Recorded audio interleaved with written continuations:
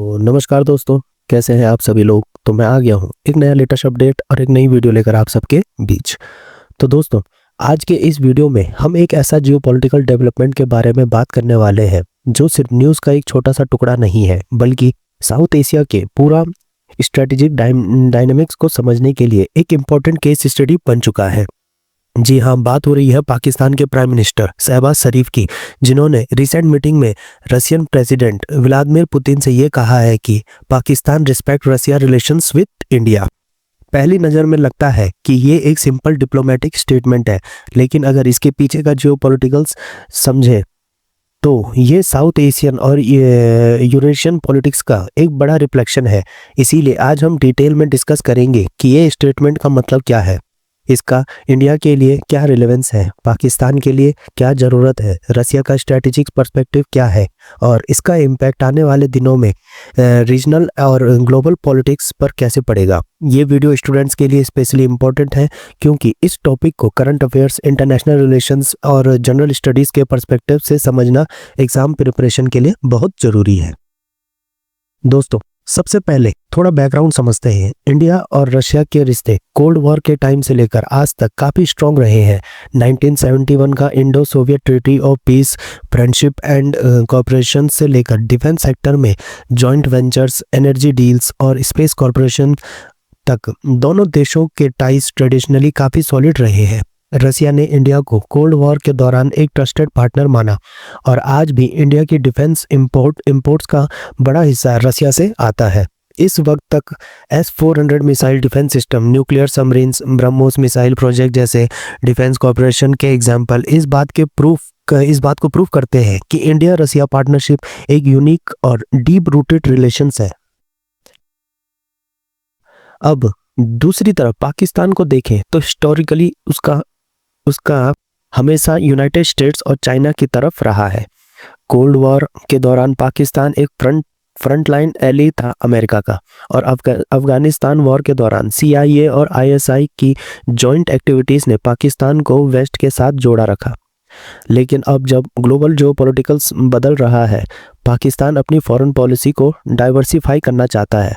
China के साथ तो ऑलरेडी उसके CPEC के थ्रू डीप स्ट्रेटेजिक और इकोनॉमिक रिलेशंस हैं, लेकिन रशिया के साथ अब वो नए रिलेशंस बनाना चाहता है। इस बैकग्राउंड में जब शहबाज शरीफ ने व्लादिमीर पुतिन से कहा we respect Russian relations with India, that is perfectly fine, लेकिन हम भी रशिया के साथ अपने रिलेशन को स्ट्रेंथन करना चाहते हैं, तो इसका मतलब ये है कि पाकिस्तान एक बैलेंस्ड अप्रोच दिखाना चाहता है। बेसिकली पाकिस्तान कह रहा है हम इंडिया के साथ रशिया के टाइज को एक्सेप्ट करते हैं, लेकिन उसके पैरेलल हम भी मॉस्को के साथ एक सप्लीमेंट्री रिलेशंस बिल्ड करना चाहते हैं। ये एक तरह से कॉम्प्लीमेंट्री फॉरेन पॉलिसी का एग्जाम्पल है, जहां पाकिस्तान को ये लगता है कि अगर वो रशिया के साथ इंगेजमेंट बढ़ाता है तो उसे रीजनल बैलेंस और इकोनॉमिक अपॉर्चुनिटीज़ दोनों मिलेंगी। अब दोस्तों, अब सवाल ये उठता है कि पाकिस्तान को रशिया के साथ टाइज की ज़रूरत अब क्यों है। देखा जाए तो पाकिस्तान की इकोनॉमी इस वक्त बहुत वीक पोजीशन में है। IMF के साथ bail out package, foreign exchange reserve का गिरना, इन्फ्लेशन और पॉलिटिकली इंस्टेबिलिटी ने पाकिस्तान को मजबूर कर दिया है कि वो नए इकोनॉमी पार्टनर्स ढूंढे। रशिया से cheap oil imports, gas pipeline project और इंडस्ट्रियल कॉर्पोरेशन पाकिस्तान के लिए एक लाइफलाइन बन सकते हैं। दूसरी तरफ रशिया भी अपने लिए नए मार्केट्स ढूंढ रहा है, क्योंकि यूक्रेन वॉर के बाद वेस्ट ने रशिया पर सैंक्शन लगाए हैं। यूरोप ने रशियन ऑयल और गैस से अपना डिपेंडेंसी कम करना शुरू किया है।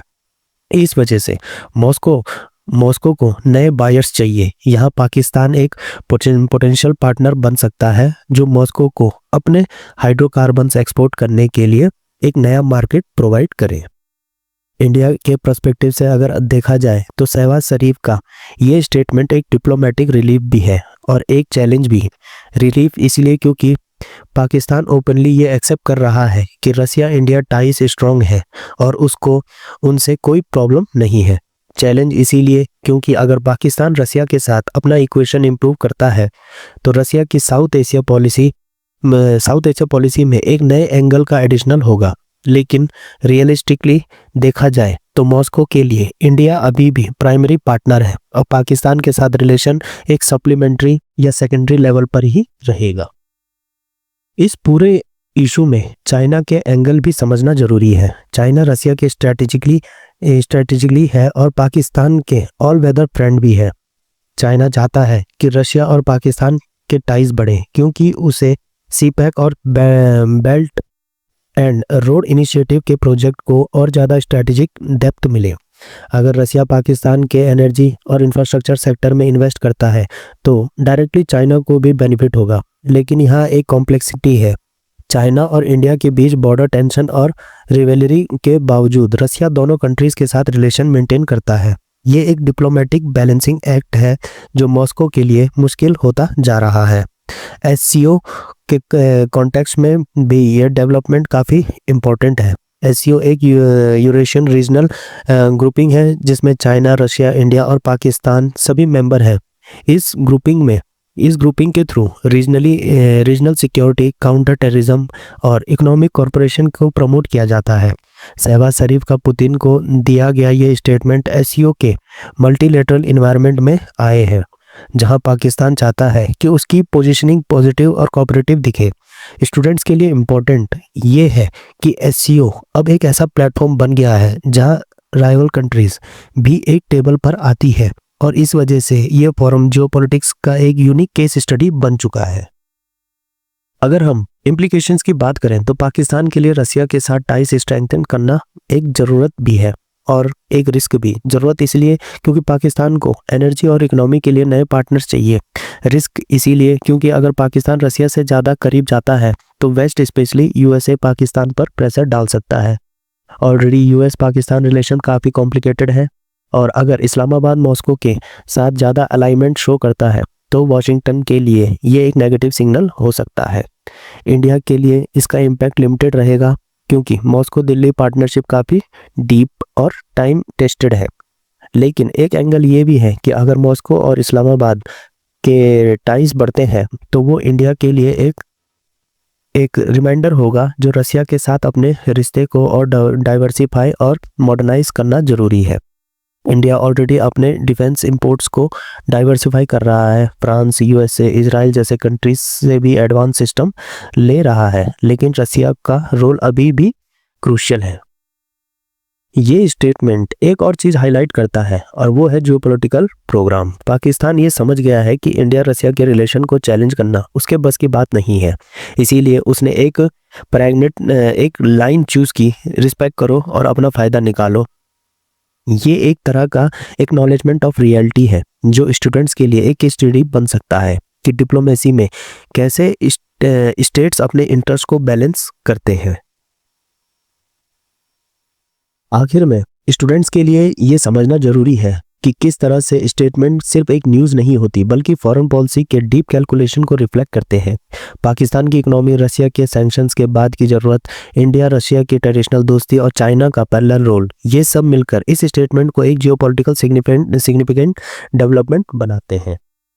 इसीलिए अगर आप एग्जाम्स की तैयारी कर रहे हैं तो आपको ये याद रखना होगा कि इंटरनेशनल रिलेशंस में कोई भी मूव हमेशा एक से ज़्यादा डायमेंशन रखता है। शहबाज शरीफ का पुतिन को दिया गया ये स्टेटमेंट भी एक मल्टी डायमेंशनल एग्जाम्पल है जिससे हम फॉरेन पॉलिसी के प्रैक्टिकल डायनेमिक्स को समझ सकते हैं।